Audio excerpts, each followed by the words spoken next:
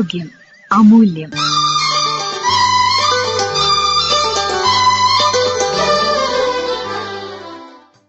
മറവി രോഗങ്ങളുടെ ചികിത്സയിൽ ആർട്ടിഫിഷ്യൽ ഇന്റലിജൻസ് ഉപയോഗപ്പെടുത്തുന്നതെങ്ങനെ? ഇക്കാര്യങ്ങൾ വിശദീകരിക്കുകയാണ് ഡോക്ടർ ജോ വർഗീസ്.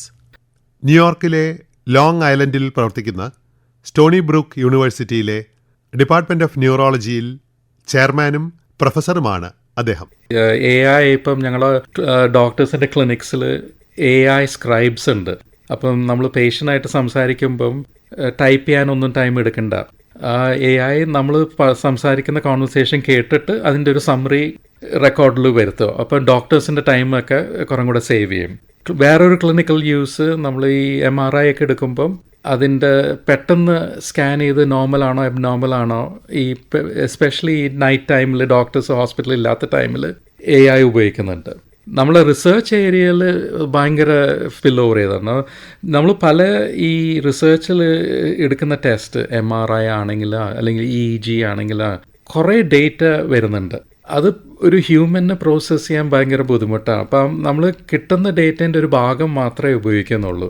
പക്ഷെ ഇപ്പോൾ AI വന്ന ടൈമിൽ we are being able to look at all of the data. അതുമാത്രമല്ല, പലതരം ഡേറ്റ നമ്മൾ ഒന്നിച്ച് ഇടാൻ പറ്റും. MRIയും EEGയും ബ്ലഡ് ടെസ്റ്റും നമ്മൾ ഈ വാക്കിംഗ് ടെസ്റ്റൊക്കെ ഒന്നിച്ചിട്ടിട്ട് ഒരു കോമ്പോസിറ്റ് ആയിട്ടുള്ള ഒരു റിസൾട്ട്സും കിട്ടുന്നുണ്ട്.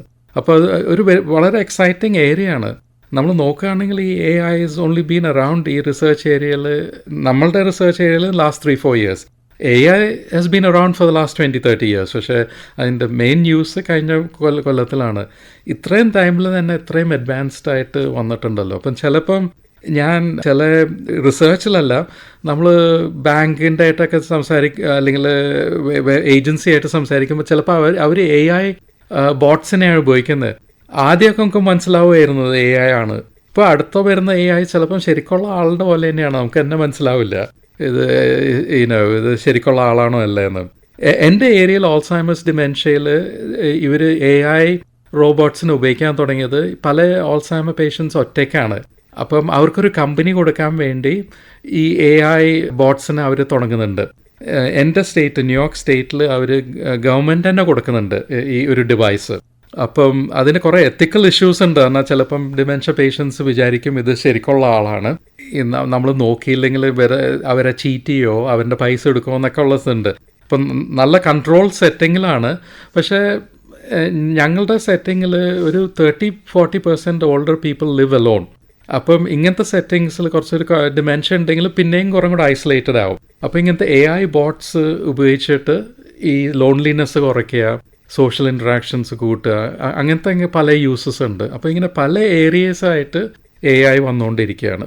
മറവി രോഗങ്ങളുടെ ചികിത്സയിൽ ആർട്ടിഫിഷ്യൽ ഇന്റലിജൻസ് ഉപയോഗപ്പെടുത്തുന്ന രീതികൾ വിശദീകരിച്ചത് ഡോക്ടർ ജോ വർഗീസ്.